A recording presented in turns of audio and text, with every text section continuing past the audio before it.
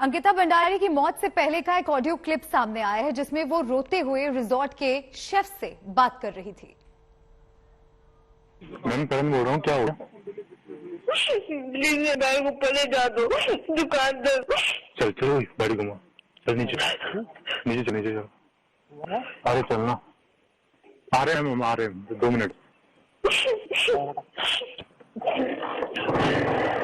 Ma'am करण बोल रहा हूँ, क्या हो गया? प्लीज मेरे भाई को पले जा दो दुकान तक। चल चलो गाड़ी घुमा, चल नीचे नीचे चल, नीचे चल। अरे चलना, आ रहे हैं मैम, आ रहे हैं 2 मिनट।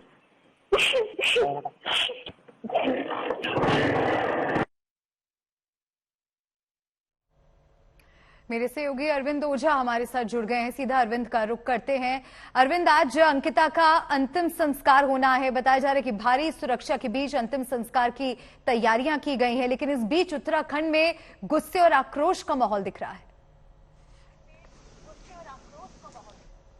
जी बिल्कुल मिल्का, गुस्से और आक्रोश का माहौल दिख रहा है। एक तरफ रसूखदार कातिल है पुलकित आर्या और उसके 2 सहयोगी जो लगातार गुमराह कर रहे थे पुलिस को और परिवार वालों को। इन सबके बीच कल पोस्टमार्टम हुआ था जहां भारी विरोध का सामना करना पड़ा था पुलिस कर्मियों को।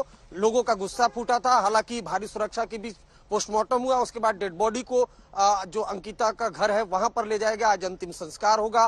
पोस्टमार्टम रिपोर्ट जो शुरुआती पोस्टमार्टम रिपोर्ट वो सामने आ चुकी है। आज तक के पास उसकी कॉपी है जिसमें ये बताया गया है कि चोट के निशान है शरीर पर कई जगह, उसके अलावा डूबने से मौत हुई है। जैसा कि पुलकित आर्या और बाकी दोनों आरोपियों ने बताया कि उन्होंने अंकिता को नहर में धक्का दे दिया। लेकिन एक के बाद एक इस पूरे मामले पर लगातार खुलासे हो रहे हैं कि किस तरीके से परफेक्ट क्राइम को अंजाम देने की कोशिश की थी। नहर में धक्का दे दिया था तीनों आरोपियों ने और ये सोचा था कि डेड बॉडी तो मिलेगी ही नहीं, और वो लगातार पुलिस को गुमराह कर रहे थे। वहीं अगर इसको बात करें तो इसको लेकर अंकिता के हत्याकांड को लेकर अब उत्तराखंड में एक तरह से सियासत भी शुरू हो गई है।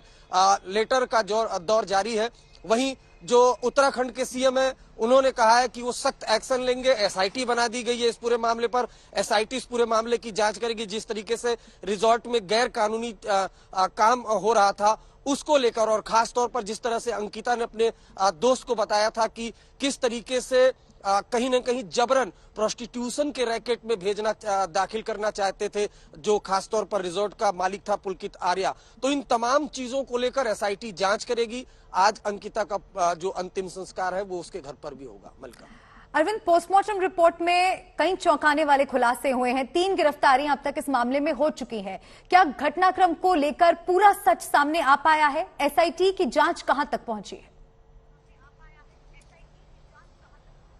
देखिए, पूरा घटनाक्रम तो अभी तक सामने नहीं आ पाया। देखिए, जिस तरीके से लगातार जो अंकिता का परिवार है वो भी इस बात की आशंका जता रहा है कि जो पुलकित आर्या जिसके पिता बीजेपी में थे, भाई अल्पसंख्यक आयोग में था। हालांकि दोनों को बीजेपी ने निकाल दिया है कल जब पूरे मामले ने तूल पकड़ा है।